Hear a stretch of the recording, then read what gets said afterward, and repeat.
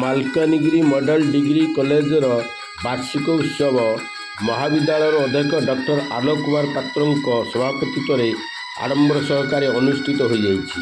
ଏହି ଅବସରରେ ମୁଖ୍ୟ ଅତିଥି ଭାବେ ଅତିରିକ୍ତ ଜିଲ୍ଲାପାଳ ସୋମନାଥ ପ୍ରଧାନ ଯୋଗଦେଇ ଆନୁଷ୍ଠାନିକ ଭାବରେ ଉତ୍ସବଟିକୁ ଉଦ୍ଘାଟନ କରି ଶିକ୍ଷା କେବଳ ପାଠ୍ୟପୁସ୍ତକ ମଧ୍ୟରେ ସୀମିତ ନ ରହି ନିଜର ସଂସ୍କୃତି ଓ ମୂଲ୍ୟବୋଧର ବିକାଶ ପାଇଁ ସହାୟକ ହେବା ଆବଶ୍ୟକ, ଏଥିପ୍ରତି ଛାତ୍ରଛାତ୍ରୀମାନେ ଯତ୍ନଶୀଳ ହେବାକୁ ସେ ଆହ୍ୱାନ ଦେଇଥିଲେ। ମହାବିଦ୍ୟାଳୟର ଅଧ୍ୟାପକ ଡକ୍ଟର ପ୍ରସନ୍ନ କୁମାର ବରାଳ ବାର୍ଷିକ ବିବରଣୀ ପାଠ କରିଥିବା ବେଳେ ଅଧ୍ୟାପକ ଡକ୍ଟର ନାଇଜେଲ ପିଟର ଓ ବ୍ରାଇନ୍ ସ୍ୱାଗତ ଭାଷଣ ଓ ଅତିଥି ପରିଚୟ ପ୍ରଦାନ କରିଥିଲେ।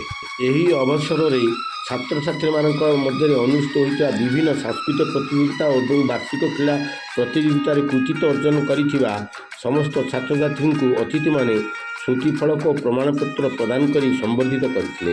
ଅଧ୍ୟାପକ ଡକ୍ଟର ଦେବାଶିଷ ପହି ପୁରସ୍କାର ବିତରଣ କାର୍ଯ୍ୟକ୍ରମକୁ ସଂଯୋଜନା କରିବା ସହ ଧନ୍ୟବାଦ ଅର୍ପଣ କରିଥିଲେ। ଇଂରାଜୀ ବିଭାଗର ଅଧ୍ୟାପିକା ସ୍ମାଇଲ ବୈଷ୍ଣବ ଉତ୍ସବ ପରିଚାଳନାରେ ସହଯୋଗ କରିଥିଲେ। ଏଥିରେ ମହାବିଦ୍ୟାଳୟର ସମସ୍ତ ଅଧ୍ୟାପକ, ଅଧ୍ୟାପିକା ଓ ଛାତ୍ରଛାତ୍ରୀମାନେ ଉପସ୍ଥିତ ଥିଲେ।